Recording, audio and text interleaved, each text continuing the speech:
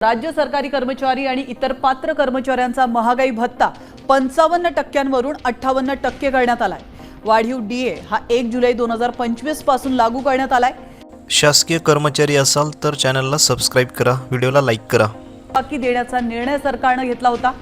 आता सरकारने 1 नोव्हेंबर 2025 ते 31 जानेवारी 2026 या 3 महिन्यांचे डीए थकबाकीबाबतही निर्णय घेतलेला आहे। आणि याविषयी अधिक माहिती देण्यासाठी आपल्या प्रतिनिधी वैदेही काणेकर थेट आपल्यासोबत जोडले गेलेले आहेत। वैदेही, खरं तर राज्य सरकारी कर्मचारी आणि इतर पात्र कर्मचाऱ्यांसाठी महत्त्वाची आणि आनंदाची बातमी म्हणावी लागेल। 55% 58% हा महागाई भत्ता करण्यात आलेला आहे। काय अधिक अपडेट मिळते?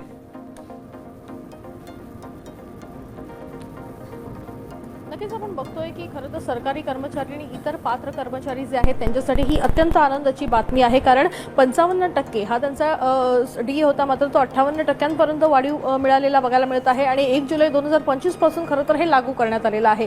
याच्या आधी ऑक्टोबर 2025 पर्यंतचा हप्ता त्यांना मिळाला होता, मात्र 1 नोव्हेंबर पासूनचा हप्ता जो आहे तो आता त्यांना मिळणं अपेक्षित आहे। 3 महिन्याचा हप्ता हा मे महिन्याच्या सॅलरीमध्ये देखील मिळणार असल्याचं त्यांना सांगण्यात आलेलं आहे। त्याच्यामुळे मे महिन्याच्या पगारासोबत रोखीनं खरं तर ही वाढीव रक्कम त्यांना मिळणार आहे। त्याच्यामुळे निश्चितच त्यांच्यासाठी ही आनंदाची बाब या निमित्तानं बघायला मिळते। वित्त विभागाने नक्कीच वैदेही, धन्यवाद तुम्ही दिलेल्या महत्त्वपूर्ण माहितीबद्दल।